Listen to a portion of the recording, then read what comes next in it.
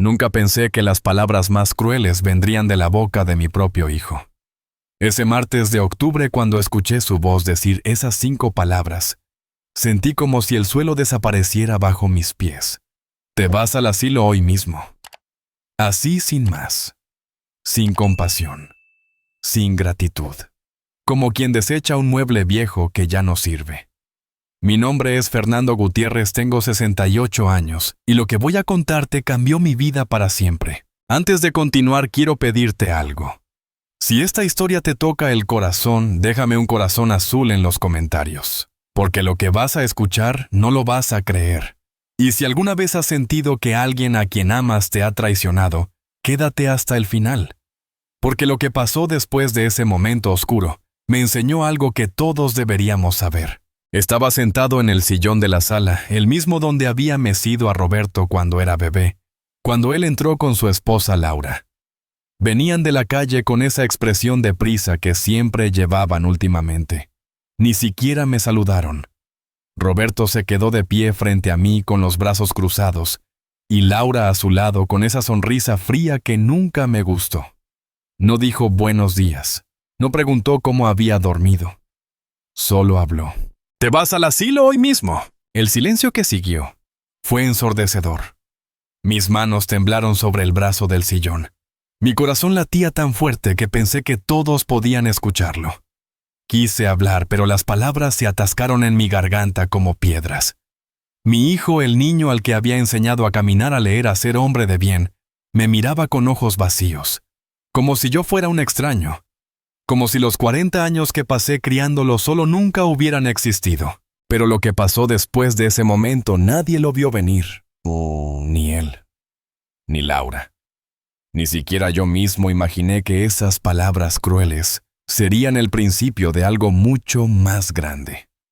Algo que revelaría la verdadera cara de las personas que creía conocer. Y algo que me devolvería la dignidad que pensé haber perdido para siempre. Porque cuando llegó la policía 3 días después, todo cambió. Pero no de la forma que Roberto esperaba. No como Laura había planeado con tanta frialdad. La verdad tiene una forma particular de salir a la luz, incluso cuando crees que está enterrada para siempre. Y yo, un hombre al que llamaron viejo inútil, estaba a punto de demostrarlo. Si te estás preguntando cómo un padre puede sobrevivir a semejante traición, quédate conmigo. Porque esta historia no es solo sobre dolor. Es sobre justicia. Es sobre recuperar lo que es tuyo cuando todos creen que ya no puedes defenderte. Es sobre demostrar que la edad no te hace débil, te hace sabio. Y créeme, amigo, que me escuchas, la sabiduría es el arma más poderosa que existe. Cada palabra que voy a decirte es verdad. Cada momento que voy a compartir contigo sucedió exactamente como te lo cuento. Y al final, cuando entiendas todo lo que pasó, espero que tomes una decisión. Una decisión que podría salvarte de vivir lo que yo viví. Porque si hay algo que aprendí en esta vida, es que el silencio no es paz. El silencio es peligro. Me llamo Fernando Gutiérrez, tengo 68 años. Y durante 40 años creí que había construido una familia perfecta. Ahora sé que estaba equivocado. Pero también sé que no todo está perdido cuando tienes la verdad de tu lado. Y yo esa mañana terrible tenía algo que ellos desconocían. Tenía un plan.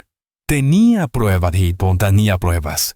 Y tenía la certeza de que Dios no abandona a los justos. Pero vamos por partes. Déjame contarte quién soy realmente antes de que todo se derrumbara. Antes de esas 5 palabras que cortaron mi corazón como un cuchillo. Me llamo Fernando Gutiérrez. Nací en un pueblo pequeño de Valencia en 1957. Mis padres eran agricultores humildes, gente de trabajo duro y pocas palabras. Aprendí desde niño que en la vida no te regalan nada, que cada cosa que tienes la consigues con el sudor de tu frente y la honestidad de tu alma. A los 18 años me vine a Madrid con 20 euros en el bolsillo y un sueño: construir algo para mi familia. Algo sólido. Algo que durara. Trabajé en la construcción durante años, bajo el sol abrasador del verano y el frío cortante del invierno. Mis manos se volvieron ásperas. Mi espalda se dobló un poco más con cada año, pero nunca me quejé. Porque tenía un propósito. Conocí a María cuando tenía 25 años. Ella trabajaba en una panadería del barrio de Chamberí.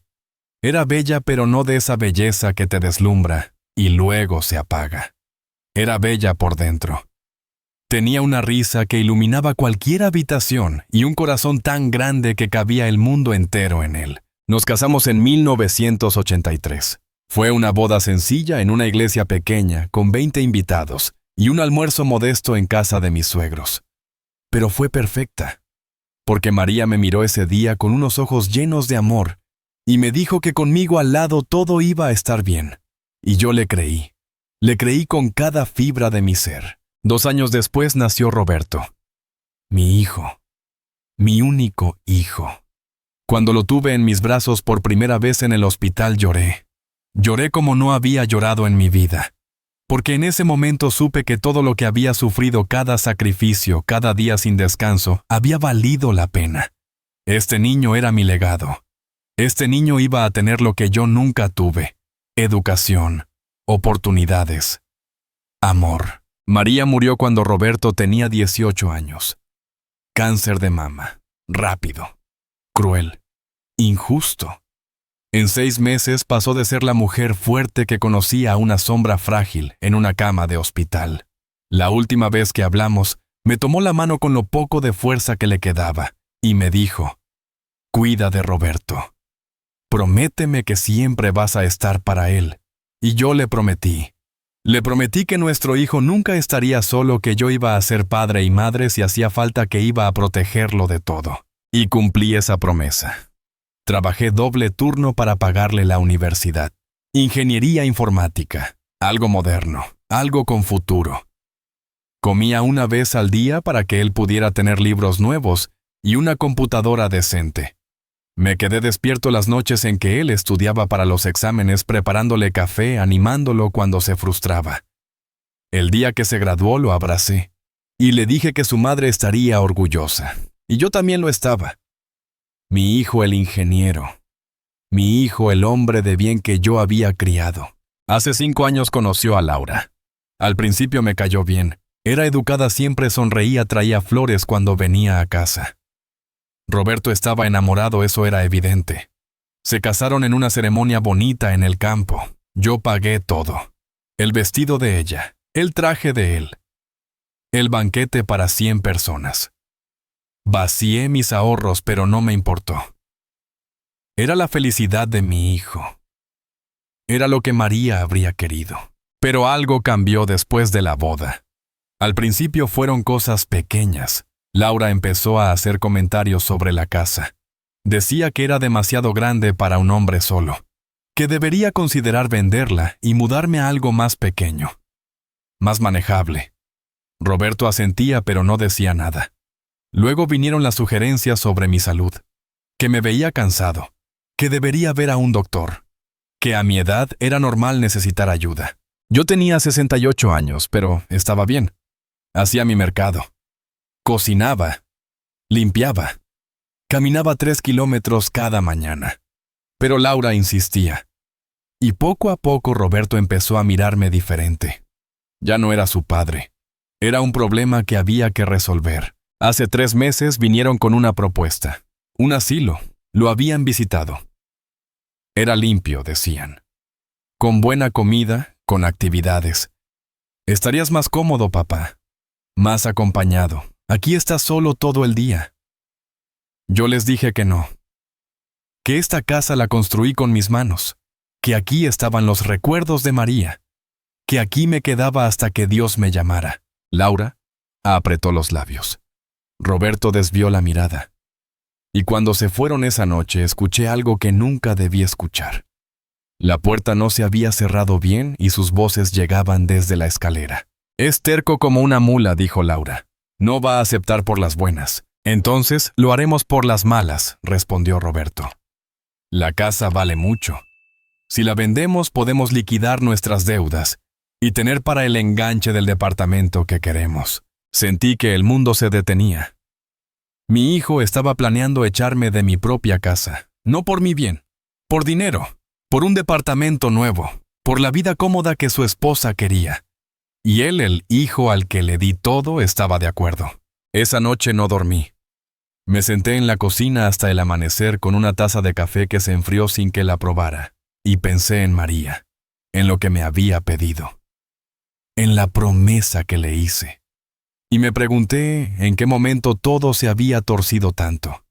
¿En qué momento mi hijo había dejado de ser el niño de ojos brillantes que me abrazaba cada noche antes de dormir y se había convertido en esto? Pero también tomé una decisión que cambiaría todo, porque yo había trabajado toda mi vida, había sufrido, había perdido, pero no era un hombre débil, y no iba a dejar que nadie, ni siquiera mi propio hijo, me quitara lo que era mío. La guerra apenas comenzaba. Y esta vez Fernando Gutiérrez no iba a perder. Era un domingo cualquiera. O al menos eso parecía. El sol entraba por las cortinas de encaje que María había cosido hace años, creando patrones de luz en el suelo de madera que yo mismo había pulido incontables veces. El reloj de pared marcaba las 10 de la mañana y su tic-tac llenaba el silencio de la casa. Un silencio que antes me reconfortaba, pero que últimamente se había vuelto pesado, casi amenazante. Me levanté temprano, como siempre. A mis 68 años, el cuerpo ya no necesita mucho sueño. Preparé café en la cafetera italiana que traje de un viaje a Nápoles hace 20 años. El aroma llenó la cocina, y por un momento, solo un momento, todo parecía estar bien. Me senté en mi silla junto a la ventana y observé el pequeño jardín trasero. Los rosales que planté cuando Roberto era niño seguían floreciendo. Cada primavera volvían fieles, constantes, a diferencia de algunas personas. Había invitado a Roberto y Laura a comer. Era mi tradición de domingo, paella valenciana, la receta de mi madre. Pasé toda la mañana preparándola. Corté las verduras con cuidado, limpié los camarones uno por uno, medí el azafrán con precisión. Cada gesto era familiar, reconfortante. La cocina se llenó del olor del sofrito, ese aroma que me transportaba a mi infancia, a la casa de mis padres, a tiempos más simples. Mientras cocinaba, pensaba en las palabras que había escuchado 3 meses atrás. «Lo haremos por las malas». Esas palabras se habían quedado grabadas en mi mente como un tatuaje que no podía borrar. Desde entonces había estado observando, callado, atento, esperando. Porque algo había cambiado en mí aquella noche. Ya no era el padre ingenuo que creía que el amor lo conquistaba todo. Me había convertido en algo diferente, en alguien que sabía que necesitaba protegerse. Y había empezado a tomar medidas que ellos no imaginaban, medidas que pronto cobrarían sentido. Puse la mesa con el mantel blanco que usábamos en ocasiones especiales. Los platos de cerámica que compramos María y yo en nuestro aniversario de bodas. Las copas de cristal que solo sacaba los domingos. Todo tenía que verse perfecto. Normal. Como si nada estuviera pasando. Como si yo no supiera lo que se avecinaba. Roberto y Laura llegaron a las 2 en punto. Escuché su coche entrar al camino de grava. El portazo. Sus pasos acercándose. Abrí la puerta antes de que tocaran el timbre. Siempre lo hacía. Era mi forma de decir que los esperaba, que eran bienvenidos en mi casa, aunque ya no estaba seguro de que merecieran esa bienvenida. «Hola, papá», dijo Roberto. Su voz sonaba tensa. Sus ojos no me miraron directamente. Fernando saludó a Laura con esa sonrisa que ya no me engañaba. Una sonrisa que no llegaba a sus ojos. Una sonrisa de compromiso, de obligación. «Pasen, pasen». «La comida está lista», dije con toda la normalidad que pude reunir. La mesa estaba hermosa. La paella humeaba en el centro, dorada y perfecta. Había preparado ensalada pan recién horneado que compré en la panadería de Doña Carmen y una tarta de manzana para el postre. Todo como siempre. Todo como si fuéramos una familia normal. Nos sentamos. Serví la paella en sus platos. Roberto murmuró un gracias casi inaudible. Laura miró su teléfono móvil antes de empezar a comer. Noté que intercambiaron una mirada. Una de esas miradas que la gente cree que los demás no ven. Pero yo la vi, y supe que algo iba a pasar. «Está deliciosa, papá», dijo Roberto después del primer bocado. Pero su tono era mecánico, automático. Comimos en silencio durante varios minutos. un silencio incómodo que nunca antes había existido en esta mesa. Yo observaba. Veía cómo Laura apenas probaba la comida, cómo Roberto bebía vino más rápido de lo normal, cómo ambos parecían estar esperando algo, el momento adecuado, el momento de atacar. Fue Laura quien rompió el silencio. Siempre era ella. Roberto ya no tomaba decisiones solo. Era evidente que ella manejaba los hilos de mi hijo como si fuera una marioneta. Fernando comenzó y el hecho de que usara mi nombre en lugar de llamarme papá o suegro, me puso en alerta inmediata. Necesitamos hablar de algo importante. Dejé mi tenedor en el plato lentamente. Tomé un sorbo de agua. Los miré a ambos con calma. Digan, respondí. Es sobre tu situación, continuó ella. Roberto y yo hemos estado muy preocupados por ti, mi situación. Como si yo fuera un problema que resolver. Como si mi vida, mi salud, mi bienestar fueran un inconveniente en sus planes. No entiendo, dije. Aunque entendía perfectamente. Roberto se aclaró la garganta. Papá, mira, vives solo en esta casa grande. Ya no eres joven. El otro día te vimos en el supermercado y parecías confundido con las bolsas. Mentira. Una mentira descarada. Yo nunca había estado confundido. Pero esa era su estrategia. Plantar la semilla de la duda. Hacerme ver como un anciano senil que necesitaba ayuda. No estaba confundido, dije con firmeza. Estaba comparando precios. Laura suspiró con exageración. Fernando, no se trata solo de eso. Esta casa es muy grande para una persona. Las escaleras, el jardín, el mantenimiento, es demasiado para ti. He vivido aquí 40 años, dije. Construí esta casa con mis propias manos. Conozco cada rincón, cada tabla del suelo. No es demasiado para mí.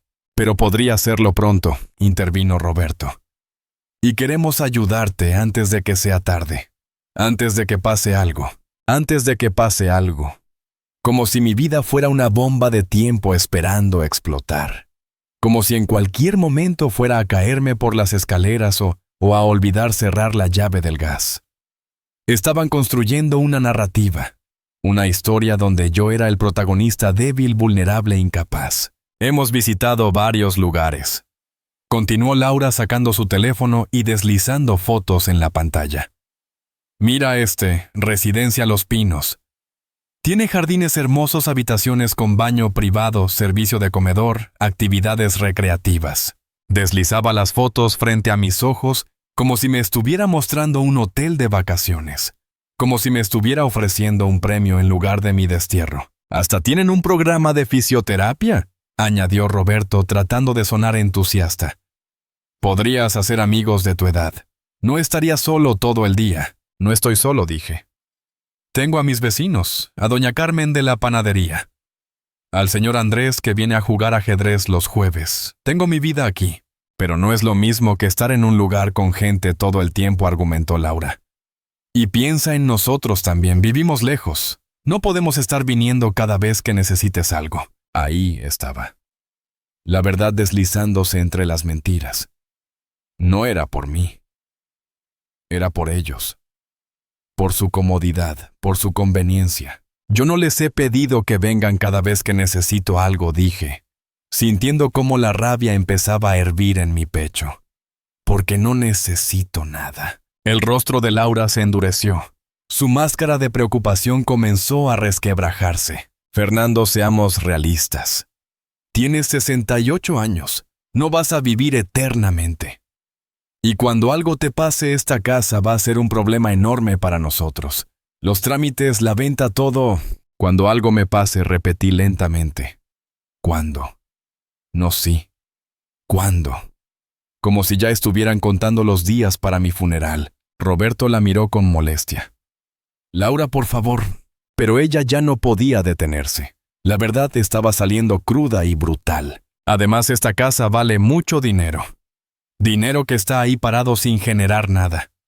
Si la vendes ahora, podrías invertir ese dinero en tu cuidado. Y lo que sobre terminé por ella. Lo que sobre se quedaría para ustedes. Eso es lo que realmente quieres decir. El silencio que siguió fue como un trueno. Roberto miraba su plato. Laura me miraba directamente con esa frialdad que ya no molestaba en ocultar. No se trata solo del dinero, dijo finalmente. Se trata de lo que es mejor para todos.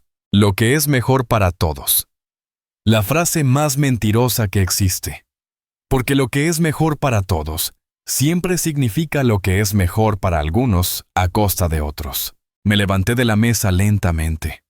Mis piernas temblaban, pero no de debilidad, de rabia contenida, de decepción, de dolor. Creo que deberían irse, dije con una calma que no sentía. Papá comenzó, Roberto. He dicho que deberían irse. Laura se levantó bruscamente. Bien, veo que no quieres escuchar razones, pero recuerda esto, Fernando. No estás bien, y tarde o temprano todos van a darse cuenta. Era una amenaza. Sutil, pero una amenaza al fin. Iban a hacer que pareciera que yo no estaba bien, que no era capaz de cuidarme solo, que necesitaba intervención. Roberto se levantó también, pero no me miró a los ojos. Salieron de la casa sin despedirse. Escuché el motor de su coche arrancar. Las llantas sobre la grava. Y luego nada. Me quedé de pie en el comedor mirando la mesa que había preparado con tanto cariño.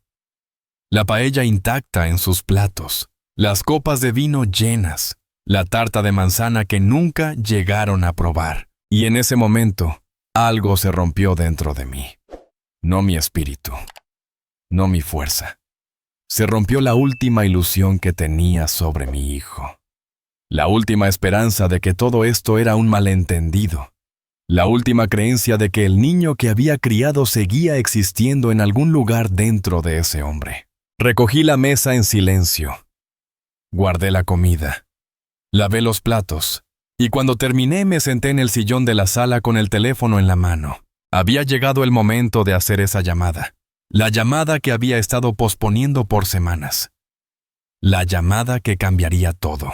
Marqué el número que tenía anotado en un papel desde hace 2 meses. Un número que me había dado don Emilio, mi antiguo compañero de trabajo que ahora era notario. Un número de un abogado, el mejor abogado especialista en derecho de familia que existía en Madrid. El teléfono sonó 2 veces antes de que alguien contestara. Despacho de la licenciada Mendoza, ¿puedo ayudarle? Respiré profundo. Había cruzado una línea. Ya no había vuelta atrás. Sí, dije con voz firme. Mi nombre es Fernando Gutiérrez y necesito hacer un testamento. Uno que sea completamente legal y que nadie pueda impugnar. Es urgente. Del otro lado de la línea escuché el sonido de papel y teclas. Por supuesto, señor Gutiérrez. ¿Cuándo puede venir a la oficina? Mañana mismo, respondí. Cuanto antes, mejor, porque yo también tenía un plan. Y ese plan estaba a punto de comenzar. El lunes, llegó con una lluvia fina que golpeaba contra las ventanas. Me desperté antes del amanecer como siempre, pero esta vez con un propósito diferente. Hoy empezaba mi contraataque. Hoy dejaba de ser la víctima silenciosa para convertirme en el arquitecto de mi propia defensa. A las 9 en punto estaba sentado en la oficina de la licenciada Mendoza. Era una mujer de unos 50 años, de mirada inteligente y modales directos. No perdió tiempo en cortesías innecesarias. Me ofreció café, saqué todos los documentos que había preparado y comencé a hablar. Le conté todo. Las conversaciones que había escuchado, las amenazas veladas, los planes de Laura y Roberto. Ella escuchó sin interrumpir, tomando notas ocasionales, asintiendo con la cabeza en momentos clave. Señor Gutiérrez, dijo cuando terminé lo que me está describiendo. Es un intento de coerción patrimonial. Y tengo buenas noticias. Usted está en pleno uso de sus facultades mentales. Tiene derechos. Y vamos a protegerlos. Durante las siguientes 2 horas, planificamos cada detalle. El testamento. La protección de la propiedad. Las medidas legales preventivas. Todo quedó registrado, firmado, certificado. Cuando salí de esa oficina ya no era un hombre vulnerable. Era un hombre preparado. Pero lo que yo no sabía era que Roberto y Laura también estaban preparando su siguiente movimiento. Y ese movimiento llegaría mucho antes de lo que imaginaba. 3 días después, un jueves por la tarde, estaba regando los rosales cuando escuché el timbre. No esperaba a nadie. Cuando abrí la puerta, Roberto estaba ahí, solo, sin Laura. Su rostro mostraba algo que hacía mucho no veía. Culpa. O al menos eso parecía. «Papá, ¿puedo pasar?», preguntó con voz suave. Dudé un momento. Pero era mi hijo. Por más que me hubiera decepcionado, seguía siendo mi hijo y Josué. Lo dejé entrar. Nos sentamos en la sala. Él miraba todo como si lo viera por primera vez. O como si lo viera por última vez. Papá empezó y su voz se quebró ligeramente. «Siento mucho lo del domingo. Laura, ella a veces se pasa, pero lo hace porque está preocupada por nosotros, por nuestro futuro. Por su futuro, corregí, no por el mío». Roberto bajó la mirada. «Por el nuestro, papá. Tenemos deudas, muchas deudas. El departamento que rentamos es carísimo. Laura perdió su trabajo hace 6 meses y no se lo dije. Yo gano bien, pero no es suficiente. Y cada vez que veo esta casa pienso en el dinero que vale, terminé por él». Se quedó en silencio. Un silencio que era una confesión. «Roberto», dije despacio, «esta casa no es una cuenta de banco. Es mi hogar. Es donde tu madre y yo criamos nuestra familia. Es donde están mis recuerdos. No es una solución a tus problemas financieros, pero cuando tú ya no estés, cuando yo ya no esté, tú heredarás lo que yo decida dejarte. Pero ese momento no es ahora. Yo estoy vivo, estoy bien, y no voy a irme a ningún asilo». Sus ojos se endurecieron. Ahí estaba, el verdadero Roberto. El que Laura había moldeado a su conveniencia. «No es justo», dijo con un tono que empezaba a subir. «Trabajé toda mi vida. Me sacrifiqué. ¿Y para qué? Para seguir alquilando como un adolescente a mis 38 años. Yo también me sacrifiqué, Roberto. Por ti. Para que tuvieras educación, para que tuvieras oportunidades. Nunca te pedí nada a cambio. Pero tampoco voy a dejar que me eches de mi propia casa». Se puso de pie bruscamente.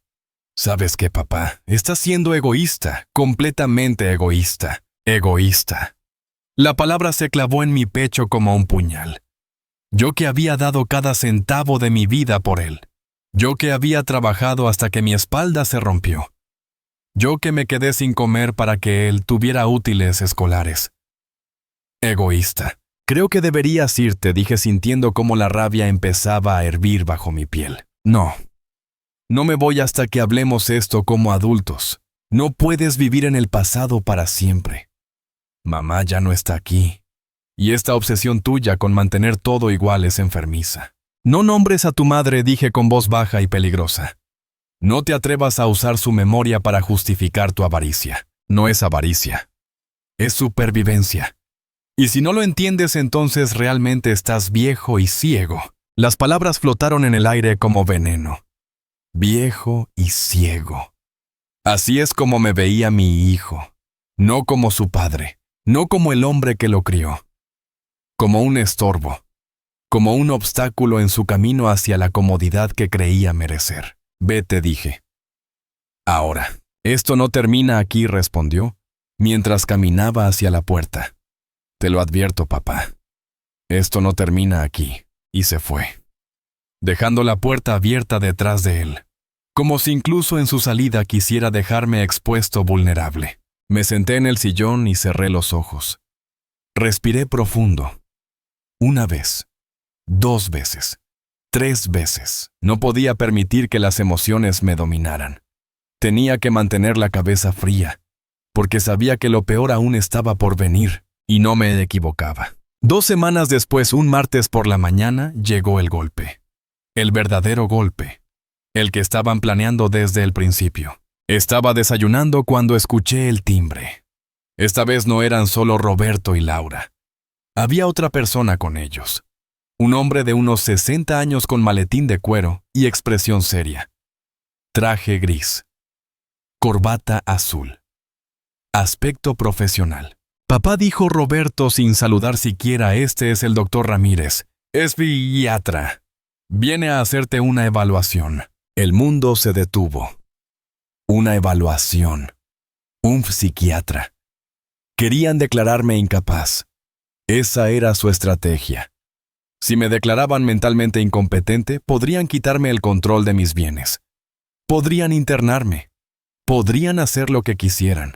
No necesito ninguna evaluación, dije con toda la calma que pude reunir. No es opcional, intervino Laura. Hemos hablado con un juez. Tenemos una orden. Si no cooperas, esto va a ser mucho peor para ti. Sacó un papel de su bolso. Una orden judicial. La leyeron el domingo pasado en voz alta cuando pensaban que yo no los escuchaba. Pero yo estaba en la ventana del segundo piso y cada palabra llegó clara, como el agua. Habían ido con un juez, habían mentido, habían dicho que yo mostraba signos de demencia que me ponía en peligro a mí mismo y posiblemente a otros. Permítanme ver ese documento, dije extendiendo la mano. Laura dudó, pero me lo entregó. Lo leí cuidadosamente. Era real, o al menos parecía serlo. Pero había algo extraño. La firma del juez era ilegible, la fecha estaba borrosa, y el sello no se veía del todo claro. Este documento no es válido, dije, devolviéndoselo. No tiene sello oficial legible. Y yo tengo derecho a contactar a mi propio abogado antes de cualquier evaluación. No necesitas un abogado, papá. Solo necesitas cooperar, dijo Roberto con impaciencia. El doctor Ramírez, que había permanecido callado hasta ese momento, habló por primera vez. Su voz era suave, condescendiente. Señor Gutiérrez, entiendo que esto es difícil, pero créame, es por su bien. Solo quiero hacerle algunas preguntas. No tiene por qué ser traumático. No voy a responder ninguna pregunta sin mi abogado presente, dije firmemente. Laura explotó. ¡Basta ya! Deja de comportarte como un niño terco. Estamos tratando de ayudarte, y tú solo lo haces más difícil, ayudarme. Esa palabra otra vez, como si meter a un anciano en un asilo contra su voluntad fuera ayuda. Como si robarle su patrimonio fuera amor. Si realmente quieren ayudarme, dije levantándome, respeten mis decisiones. Respeten mi autonomía. Y sobre todo respeten esta casa que es mía. Esta casa pronto va a ser nuestra, soltó Laura sin pensarlo. Y entonces podremos. Se detuvo. Demasiado tarde. Había revelado la verdad. Roberto la miró con pánico. El doctor Ramírez carraspeó incómodo. Ahí estaba. La confesión. Esto no era por mi bienestar. Era por la casa. Por el dinero. Por la herencia que querían cobrar antes de tiempo. Fuera, dije con voz baja pero firme. Los tres. Ahora, papá Roberto intentó acercarse. He dicho que fuera. Y si vuelven sin una orden judicial real, con sello legible y firmada apropiadamente, llamaré a la policía. No puedes llamar a la policía, se burló Laura. Ellos van a ver exactamente lo que nosotros vemos.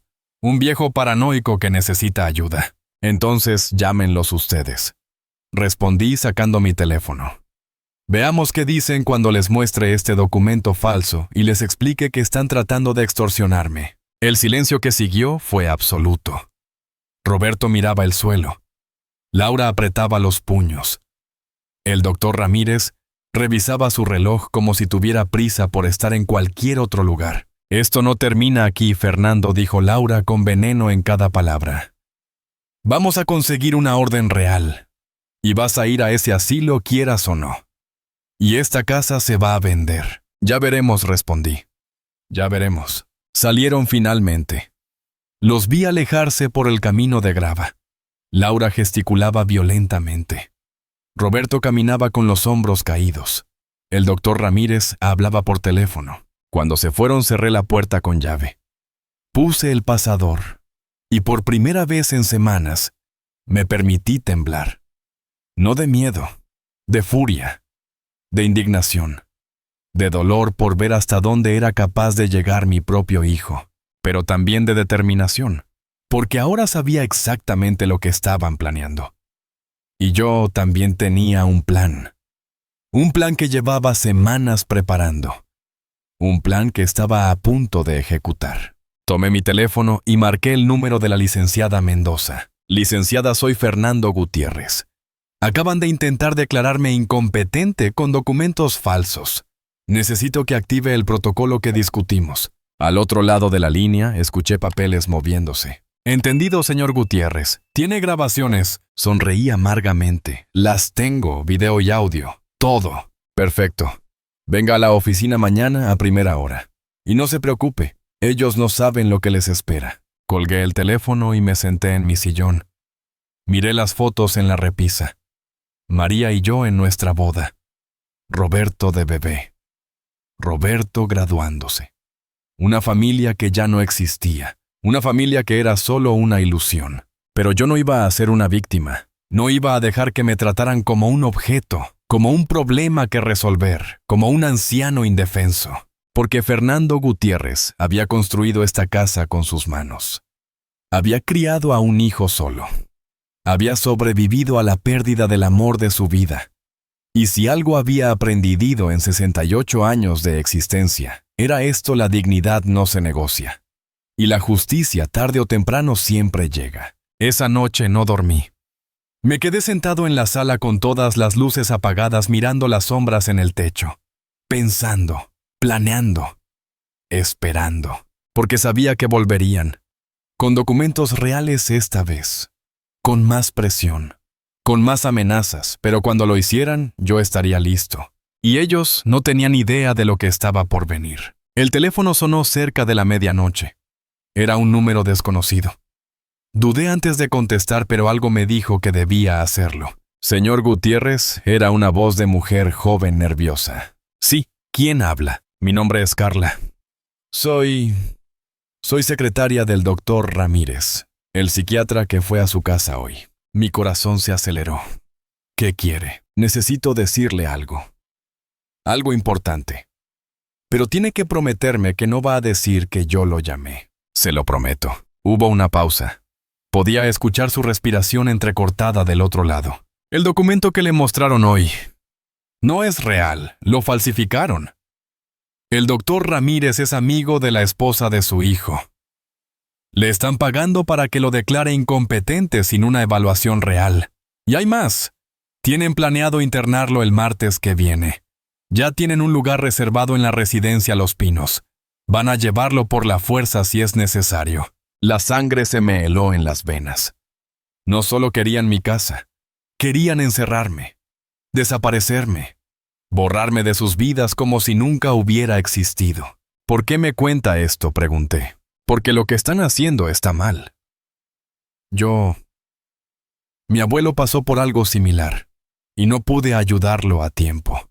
No quiero que le pase lo mismo a otra persona. Gracias, dije con voz quebrada. Gracias por llamar. Tenga cuidado, señor Gutiérrez. Esta gente no va a detenerse. Colgó antes de que pudiera decir algo más. Me quedé sentado en la oscuridad con el teléfono en la mano procesando lo que acababa de escuchar. Ya no era solo codicia. Era maldad. Era crueldad calculada. Era el deseo de destruirme completamente para tomar lo que querían. Pero había cometido un error. Un error fatal. Me habían subestimado. Pensaron que era un viejo débil e indefenso. Pensaron que podían atropellarme sin consecuencias. No sabían que yo había grabado cada conversación, que tenía copias de todos los documentos, que había consultado con abogados notarios e incluso con un investigador privado que había estado documentando cada uno de sus movimientos. No sabían que Fernando Gutiérrez, el albañil humilde, el padre sacrificado, el viudo solitario, también era un hombre que sabía pelear cuando lo acorralaban. Y el martes que venía, cuando intentaran llevarme a ese asilo por la fuerza, se iban a encontrar con algo que nunca esperaron. Se iban a encontrar con la verdad, con la ley y con la justicia. Esa noche no dormí. No pude. Me quedé sentado en el borde de mi cama con las manos sobre las rodillas, mirando la fotografía de María en la mesita de noche. Su sonrisa, sus ojos llenos de vida. Sus manos que siempre encontraban las mías en los momentos difíciles. María, susurré en la oscuridad, no sé qué hacer, pero ella no podía responderme. Llevaba muerta 25 años. Un cuarto de siglo. Y yo seguía hablándole como si estuviera en la habitación de al lado. Las lágrimas vinieron sin aviso, silenciosas al principio, luego más fuertes. Lloré como no había llorado desde su funeral. Lloré por el hijo que había perdido. Porque Roberto no había muerto, pero el niño que yo conocía ya no existía. Ese niño de ojos brillantes que me abrazaba cuando tenía pesadillas. Ese adolescente que me pedía consejos sobre las chicas. Ese joven que lloró en mis brazos el día que enterramos a su madre. Ese Roberto se había ido. Y en su lugar había un extraño. Un extraño con su cara, con su voz, pero sin su corazón. ¿En qué momento sucedió? ¿En qué momento dejé de ser su padre para convertirme en un obstáculo? ¿Fue cuando conoció a Laura? ¿Fue antes? ¿Fue algo que yo hice mal? Me levanté y caminé por la casa en penumbra. Cada habitación era un recuerdo. La cocina donde María preparaba el desayuno cantando canciones viejas. La sala donde Roberto aprendió a caminar dando sus primeros pasos tambaleantes, desde el sofá hasta mis brazos. El jardín donde celebramos su 10º cumpleaños con 20 niños corriendo y gritando. Esta casa no era solo paredes y techos. Era mi vida entera. Era el sudor de 40 años de trabajo. Era cada peso ahorrado, cada hora extra, cada sacrificio. Y ellos querían arrebatármela. Querían borrarme. Encerrarme en un lugar donde pudiera morir tranquilo sin molestar mientras ellos disfrutaban del fruto de mi esfuerzo. Me senté en las escaleras que yo mismo había construido. Pasé mi mano por la madera pulida. Recordé el día que las instalé. Roberto tenía 8 años y se sentó a mi lado con su casco de juguete diciendo que él también iba a ser constructor como papá. Yo me reí y le dije que podía hacer lo que quisiera, que estudiaría y sería alguien importante. Y lo fue. Estudió. Se graduó. Consiguió un buen trabajo. Pero en algún lugar del camino olvidó de dónde venía. Olvidó quién pagó sus estudios. ¿Quién se quedó sin comer para que él tuviera libros? ¿Quién trabajó doble turno para que nunca le faltara nada? O tal vez no lo olvidó, tal vez simplemente dejó de importarle. Volví a mi habitación cuando el cielo empezaba a clarear. Me senté en la cama y tomé el teléfono. Busqué en la galería de fotos. Tenía cientos. Miles tal vez. Toda una vida documentada en píxeles. Roberto bebé en mi pecho. Roberto dando sus primeros pasos. Roberto en su primer día de escuela con su mochila enorme. Roberto graduándose de la universidad abrazándome diciéndome, «Gracias, papá, lo logramos». Roberto en su boda llorando mientras María Elena caminaba hacia el altar. ¿Dónde estaba ese hombre? ¿Dónde estaba mi hijo? Me preguntaba una y otra vez qué había hecho mal.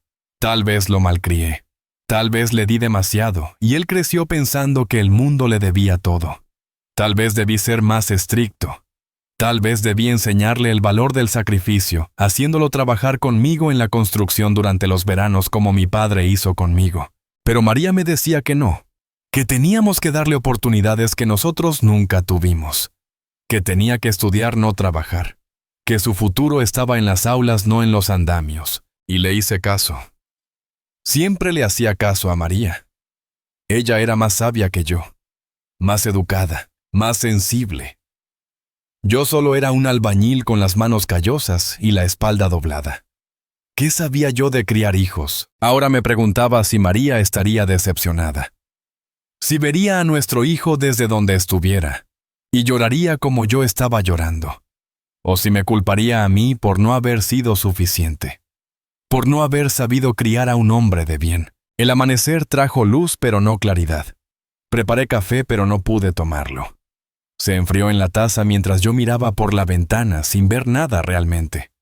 Mi mente era un torbellino de preguntas sin respuestas, de reproches, de dolor. Pensé en rendirme, en dejarlos ganar, en firmar lo que quisieran y simplemente irme. Total, ¿para qué pelear? ¿Para qué aferrarme a esta casa si dentro de ella me sentía más solo que nunca? ¿Para qué proteger un patrimonio que eventualmente sería de ellos de todos modos? Tal vez tenían razón. Tal vez yo era solo un viejo terco aferrado al pasado. Tal vez lo mejor era aceptar lo inevitable y dejar que la vida siguiera su curso. Pero entonces recordé algo. Algo que mi padre me dijo cuando tenía 15 años. Y quería dejar la escuela porque unos muchachos se burlaban de mi ropa vieja y mis zapatos rotos. Fernando me dijo con su voz grave y cansada. En esta vida te van a querer humillar muchas veces. Van a intentar doblegarte. Van a querer que bajes la cabeza y aceptes cualquier migaja que te tiren. Pero tú decides si te conviertes en lo que ellos quieren o en lo que tú puedes ser. La dignidad no te la da nadie. La dignidad te la das tú mismo cada vez que te levantas después de una caída. Esa conversación había sido hace más de 50 años. Mi padre llevaba 30 años muerto. Pero sus palabras seguían vivas en mi memoria. La dignidad no te la da nadie, la dignidad te la das tú mismo. ¿Dónde estaba mi dignidad ahora? La había perdido en algún momento entre las amenazas y las humillaciones. O simplemente la había dejado de lado, esperando que el amor de mi hijo fuera más fuerte que su codicia. Me miré en el espejo del baño. El hombre que me devolvía la mirada tenía el pelo blanco, la piel arrugada, los ojos cansados. Pero no era un hombre débil. Las arrugas eran marcas de batallas ganadas. El pelo blanco era evidencia de años sobrevividos. Los ojos cansados habían visto demasiado, pero no estaban ciegos. Este hombre había construido una casa con sus propias manos. Había criado a un hijo solo después de que el amor de su vida muriera. Había trabajado hasta sangrar para dar a otros lo que él nunca tuvo. Este hombre no era débil. Este hombre era un sobreviviente. Y los sobrevivientes no se rinden. Tomé una ducha larga. Me afeité cuidadosamente. Me vestí con mi mejor camisa, la que usaba para ocasiones importantes. Me peiné mirándome al espejo, asegurándome de que cada cabello estuviera en su lugar. Si iban a venir a buscarme el martes, me iban a encontrar presentable. Digno. No como un anciano confundido que necesita ayuda, sino como un hombre que sabe exactamente quién es y qué vale. Bajé a la cocina y esta vez sí preparé el desayuno. Pan tostado con aceite de oliva, café cargado, jugo de naranja recién exprimido. Comí despacio, saboreando cada bocado. Si estos eran mis últimos días de libertad en mi propia casa, los iba a vivir con toda la presencia que pudiera. Después del desayuno, hice algo que no había hecho en meses. Saqué la vieja guitarra de María del armario. Estaba desafinada, cubierta de polvo. Pasé un trapo suave por su superficie, sintiendo la madera bajo mis dedos. María tocaba esta guitarra cuando estábamos de novios. Canciones de amor que me hacían sonrojar. Canciones tristes que me hacían llorar. Canciones alegres que nos hacían bailar en la sala sin importar quién nos viera. Intenté tocar algunos acordes. Mis dedos ya no eran ágiles como antes. Las cuerdas me lastimaban las yemas. Pero ese sonido me transportó 30 años atrás. A cuando Roberto era niño y María tocaba para dormirlo. A cuando éramos una familia de verdad. Dejé la guitarra y me permití llorar otra vez. Pero esta vez era diferente. No lloraba por autocompasión. Lloraba por lo que había perdido, sí, pero también por lo que todavía tenía. Tenía mis recuerdos, tenía mi casa, tenía mi dignidad, y tenía la determinación de no dejar que me las quitaran. El teléfono sonó. Era la licenciada Mendoza. Señor Gutiérrez, todo está listo. Los documentos están en orden. Las grabaciones han sido entregadas al juez correspondiente. Y tengo noticias. El doctor Ramírez está siendo investigado por la Asociación Médica. Al parecer no es la primera vez que participa en esquemas como este. Sentí algo parecido al alivio. No estaba solo. La ley estaba de mi lado. La verdad estaba de mi lado. Gracias, licenciada, dije con voz más firme de lo que había sonado en días. No me las agradezca todavía. Esto apenas comienza. Pero quiero que sepa algo, señor Gutiérrez. Usted hizo lo correcto. Muchas personas en su situación simplemente se rinden. Pero usted peleó. Eso dice mucho de su carácter. Colgué el teléfono y miré alrededor de mi casa. Mi fortaleza. Mi refugio, mi legado. Decidí que no importaba lo que pasara. No iba a perder mi humanidad en este proceso. No iba a convertirme en alguien lleno de odio y amargura. Roberto era mi hijo. Siempre lo sería. Y aunque me había decepcionado profundamente, aunque me había traicionado una parte de mí, todavía albergaba la esperanza de que en algún lugar dentro de ese hombre estuviera el niño que yo crié. Pero esa esperanza no me haría débil. Esa esperanza no me haría renunciar a mis derechos. Porque amar a alguien no significa permitirle que te destruya. Amar a alguien, realmente amarlo a veces, significa ponerle límites. Significa decir no. Significa defenderse. Pasé el resto del día preparándome. Revisé todos los documentos. Organicé todas las pruebas. Ensayé mentalmente lo que diría cuando llegara el momento. No iba a gritar, no iba a insultar, iba a hablar con la verdad. Con calma. Con la certeza de quien sabe que está en lo correcto. Cuando cayó la noche, me senté en mi sillón con una manta sobre las piernas. La misma manta que María tejió hace 30 años. Estaba gastada en los bordes, pero todavía era cálida.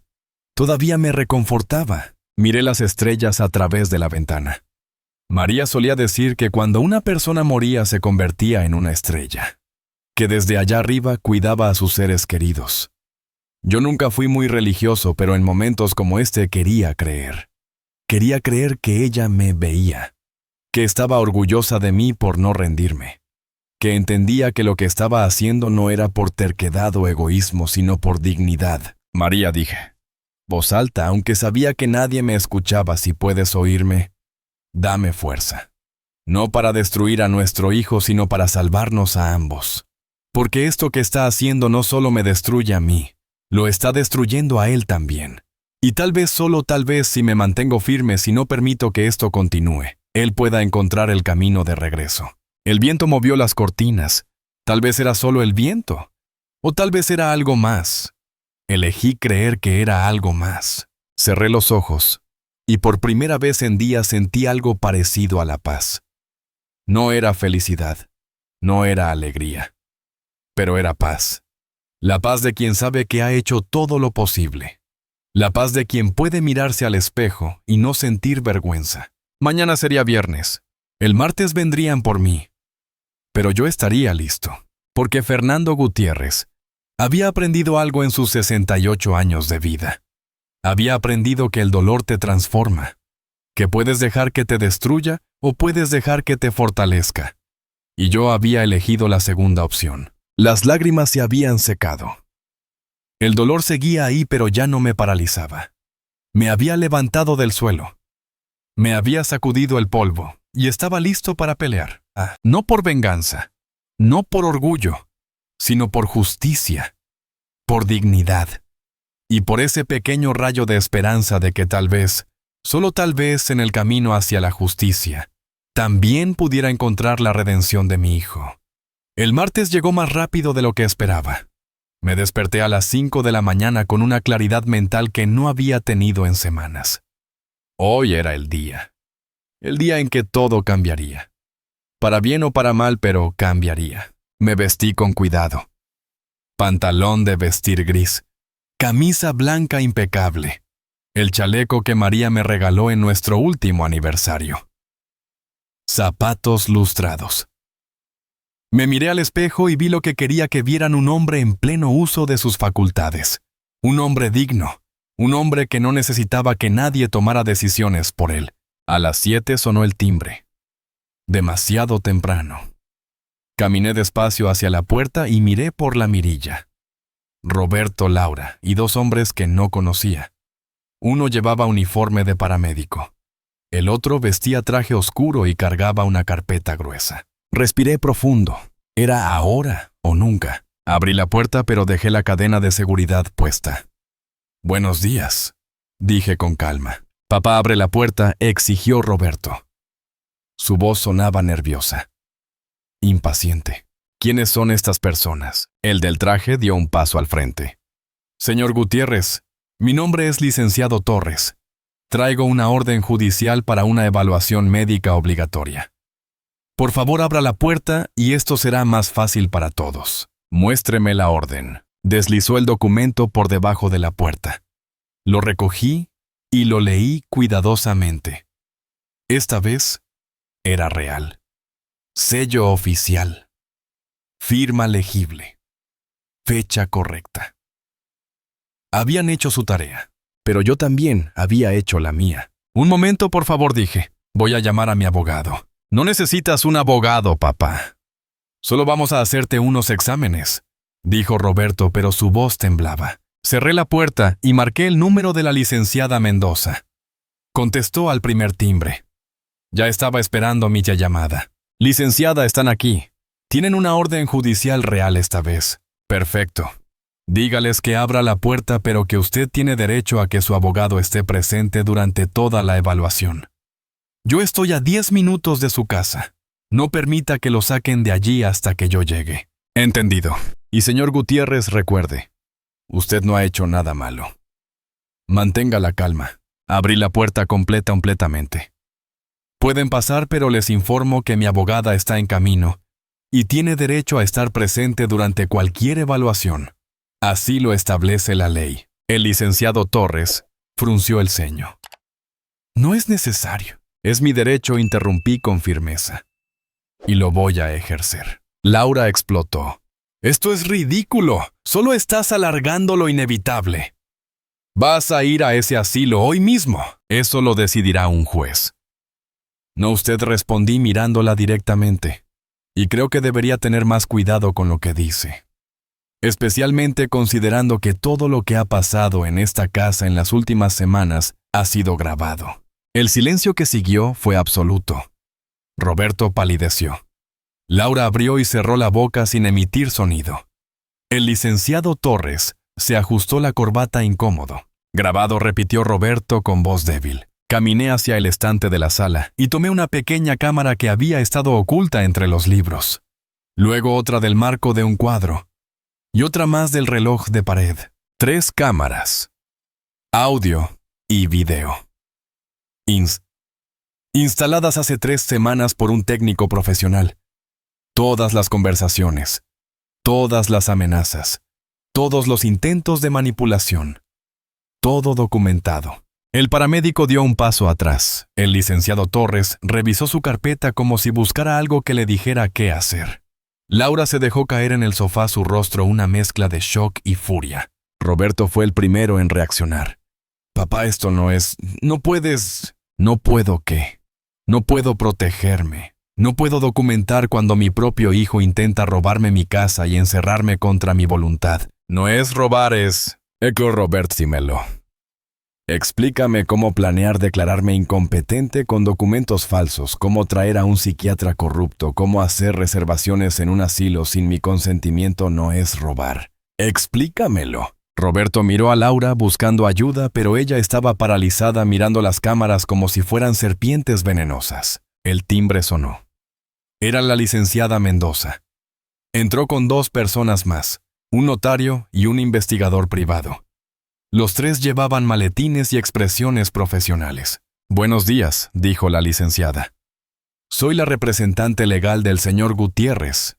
Entiendo que tienen una orden judicial, pero debo informarles que mi cliente también ha presentado una denuncia formal por intento de fraude, coerción y conspiración para cometer despojo. El licenciado Torres se puso pálido. Esas son acusaciones muy serias. Y tenemos pruebas muy serias, respondió la licenciada sacando una carpeta de su maletín. Grabaciones de audio y video. Testimonios de testigos. Y esto. Puso sobre la mesa un documento. Era el documento falso que habían intentado usar la primera vez. Junto a él un informe pericial que demostraba que la firma del juez era falsificada. También tenemos esto, continuó poniendo otro documento.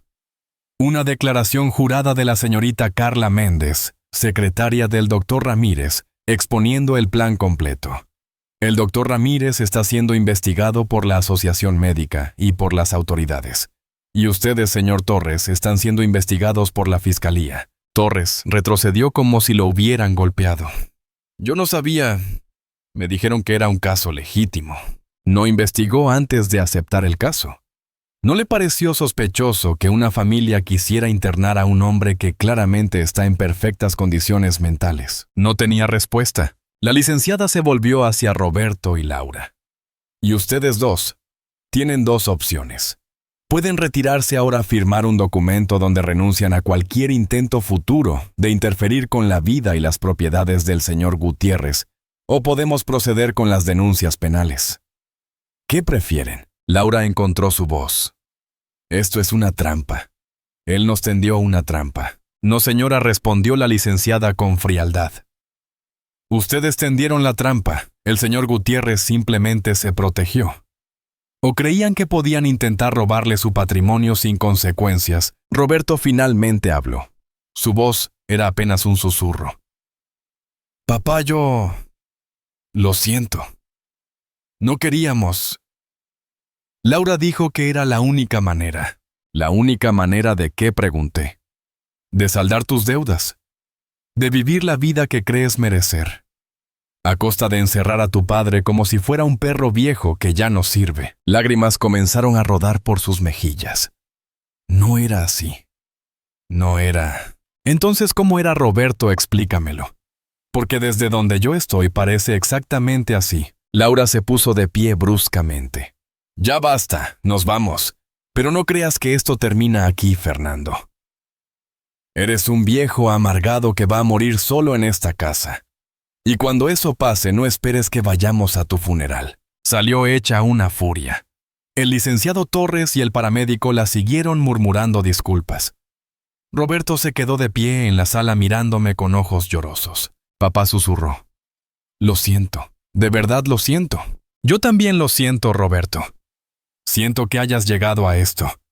Siento que el dinero sea más importante para ti que tu propio padre. Y siento que tu madre no esté aquí para ver en qué te has convertido. No digas eso, por favor. Es la verdad. Y la verdad duele, hijo. Pero necesitabas escucharla. Se dio vuelta y caminó hacia la puerta. Se detuvo en el umbral sin mirar atrás. ¿Hay alguna forma de arreglar esto? Sí, respondí. Convirtiéndote nuevamente en el hombre que tu madre y yo criamos. El hombre honesto. El hombre de bien. No sé si ese hombre todavía existe dentro de ti, pero si existe es hora de que aparezca. No respondió. Salió y cerró la puerta suavemente detrás de él. Cuando se fueron todos, la licenciada Mendoza puso una mano en mi hombro. Lo hizo muy bien, señor Gutiérrez. Sé que no fue fácil. Nada de esto ha sido fácil, respondí sintiendo de repente todo el peso de mi edad. Pero era necesario. Lo era. Y ahora está protegido. He preparado documentos adicionales. Su testamento está registrado y sellado. Nadie puede impugnarlo. Su casa está a su nombre con protección legal contra cualquier intento de despojo. Y tiene una orden de restricción temporal contra Laura y Roberto hasta que se resuelva todo legalmente. Orden de restricción. Contra mi propio hijo. Es temporal. Y necesaria. Demostraron ser una amenaza. Pero si Roberto realmente quiere enmendar las cosas, tendrá oportunidad de hacerlo. Bajo supervisión legal, por supuesto. Cuando todos se fueron, me quedé solo en la sala. La casa estaba en silencio. Un silencio pesado, denso, lleno de todo lo que había pasado, y todo lo que nunca volvería a ser igual. Me senté en mi sillón y miré las cámaras que seguían en su lugar. Pequeños ojos electrónicos que habían capturado la verdad. La verdad fea y dolorosa de una familia destruida por la codicia. Pero también habían capturado algo más. Mi voz diciendo no. Mi negativa a ser víctima. Mi decisión de pelear por lo que era mío. Tomé una de las cámaras y la sostuve en mi mano. Este pequeño aparato me había salvado. No solo mi casa o mi dinero. Me había salvado la dignidad, la autonomía, el derecho a vivir mi vida en mis propios términos. Miré la fotografía de María en la repisa. Lo hice bien, le dije. No fue bonito, no fue lo que ningún padre querría hacer. Pero lo hice bien, y por primera vez en semanas, sentí que ella estaba de acuerdo. El sol entraba por las ventanas iluminando el polvo que flotaba en el aire. La casa respiraba de nuevo. Ya no era una prisión en espera. Era mi hogar. Y yo era su dueño. No por herencia. No por suerte, por decisión, por valentía, por negativa a rendirme. Fernando Gutiérrez. El albañil, el viudo, el padre decepcionado había ganado. No había destruido a su hijo. Le había dado una lección. Una lección que tal vez con el tiempo Roberto entendería, o tal vez no. Tal vez Laura ganaría y Roberto nunca volvería. Tal vez moriría solo en esta casa como ella había dicho. Pero moriría en mi casa. Con mi dignidad, en mis términos. Y eso descubrí en ese momento de claridad absoluta. Era lo que realmente importaba. La batalla había terminado. Yo había ganado. Pero la victoria sabía a cenizas y lágrimas. Sin embargo, era mía, y nadie podía quitármela. Han pasado 6 meses desde aquel martes. 6 meses desde que mi hijo salió de esta casa con lágrimas en los ojos. 6 meses desde que gané una batalla, pero perdí algo que nunca podré recuperar completamente. La casa sigue siendo mía. El testamento está protegido. La orden de restricción se levantó hace 3 meses, pero Roberto no ha vuelto. Ni una llamada, ni un mensaje. Ni siquiera en mi cumpleaños número 69, cuando me senté solo en esta mesa y soplé una vela que compré yo mismo en la panadería de Doña Carmen. Laura y él se divorciaron. Me enteré por el periódico. Ella regresó con sus padres a Galicia. Él vive en un apartamento pequeño en las afueras de Madrid, según me contó Doña Carmen, quien se lo encontró en el supermercado hace un mes. Se veía delgado, cansado, solo. Una parte de mí quiere llamarlo. Decirle que puede venir a casa, que podemos intentar reparar lo que se rompió. Pero la otra parte, la parte que todavía duele cuando recuerdo sus palabras, me detiene. Porque no puedo ser yo quien dé el primer paso. No esta vez. Él fue quien traicionó. Él fue quien eligió el dinero sobre su padre. Él tiene que ser quien encuentre el camino de regreso, si es que quiere encontrarlo. Los primeros meses fueron difíciles. La casa se sentía demasiado grande, demasiado silenciosa. Cada habitación era un recordatorio de lo que habíamos sido y lo que ya no éramos. Hubo noches en que me despertaba llorando, noches en que me preguntaba si había hecho lo correcto, si debía haber permitido que ganaran solo para mantener a mi hijo cerca. Pero entonces recordaba. Recordaba la frialdad en los ojos de Laura. Recordaba las palabras de Roberto: esta casa pronto será nuestra. Recordaba el plan para encerrarme, para borrarme de sus vidas como si nunca hubiera existido. Y sabía que había hecho lo único que podía hacer: defenderme, protegerme, mantener mi dignidad. Aprendí algo importante en estos meses. Aprendí que amar a alguien no significa permitirle que te destruya. Que ser padre no significa ser un mártir. Que puedes perdonar sin olvidar, y que puedes mantener la puerta abierta sin permitir que vuelvan a lastimarte. Mi vida cambió de maneras que no esperaba. Doña Carmen de la panadería se convirtió en una amiga cercana. Viene a tomar café los martes y jueves. Me cuenta chismes del barrio, me hace reír con sus historias sobre los clientes más extraños. Me recuerda que no estoy tan solo como creo. Don Andrés, mi compañero de ajedrez, ahora viene 3 veces por semana en lugar de una. Jugamos en silencio la mayoría del tiempo, pero es un silencio cómodo. El silencio de 2 hombres viejos que entienden que no siempre hay que llenar el espacio con palabras. Me uní a un grupo de la parroquia. Personas mayores que se reúnen los domingos después de misa para hablar, para compartir, para recordarse mutuamente que todavía están vivos. Al principio me resistí. No soy muy religioso, pero descubrí que no se trata de religión. Se trata de comunidad, de pertenecer a algo más grande que tu propio dolor. Y descubrí algo más. Descubrí que hay muchos como yo. Personas mayores cuyos hijos los han abandonado. Cuyos hijos ven en ellos solo una carga o una cuenta bancaria. Cuando compartí mi historia en el grupo 3, personas lloraron. 2 me abrazaron. 1 me dijo gracias por tener el valor de hacer lo que yo no pude. Porque eso es lo que muchos no entienden. La mayoría de las personas en mi situación simplemente se rinden. Firman lo que les ponen enfrente. Aceptan ser trasladados a lugares que no eligieron. Dejan que sus familias tomen control de sus vidas, de sus bienes, de sus decisiones. No porque sean débiles, sino porque están cansados. Porque quieren creer que sus hijos actúan por amor, no por codicia. Yo también quise creer eso, hasta que la evidencia se volvió imposible de ignorar. El dinero que habría gastado en abogados lo doné a una fundación que ayuda a personas mayores en situaciones de abuso familiar. No todo, pero una parte significativa.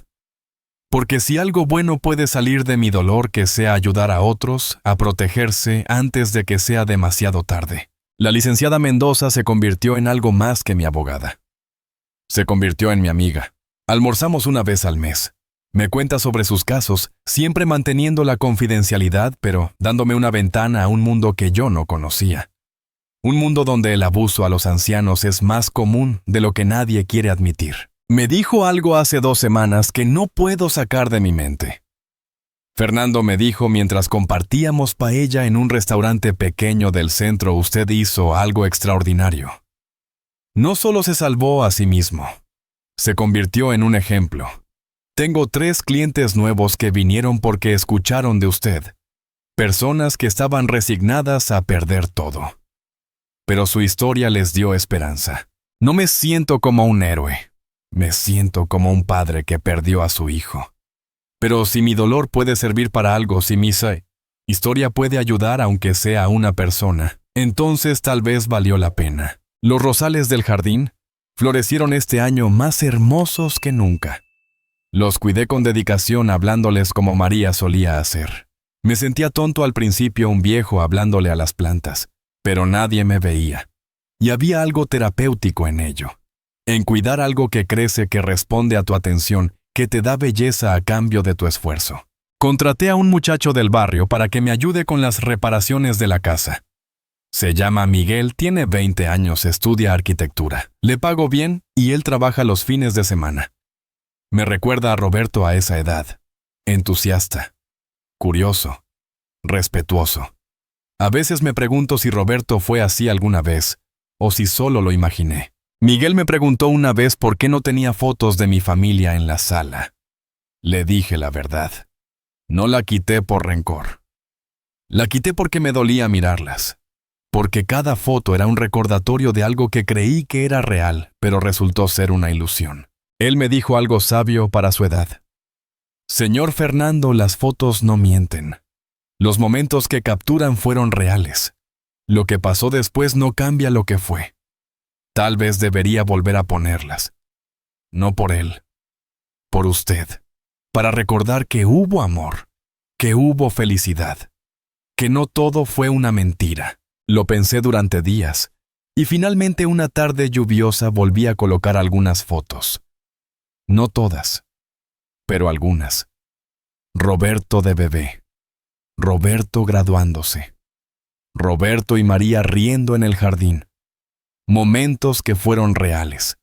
Momentos que nadie puede quitarme. Mi consejo para quien me escucha es simple pero vital. No esperes a que sea demasiado tarde.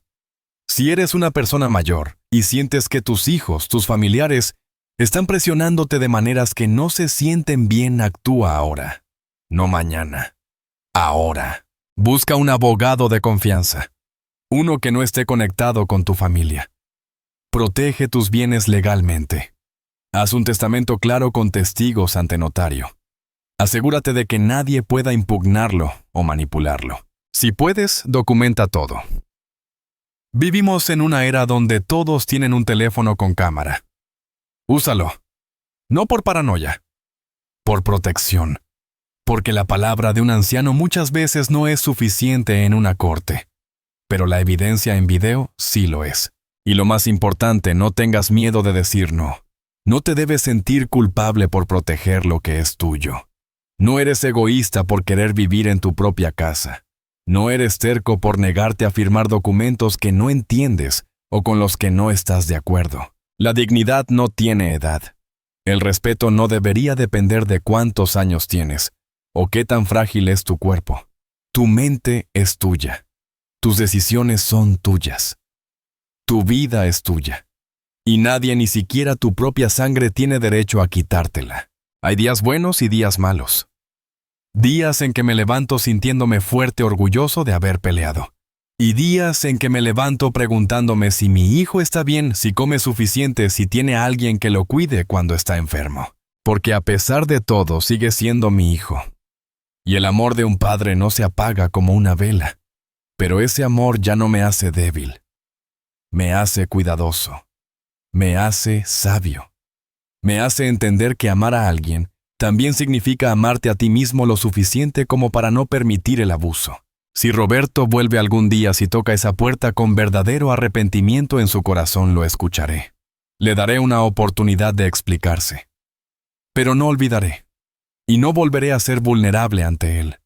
Porque confiar nuevamente no significa ser ingenuo. Significa dar una segunda oportunidad con los ojos abiertos. Esta casa que construí con mis manos sigue en pie. Fuerte. Sólida. Como yo.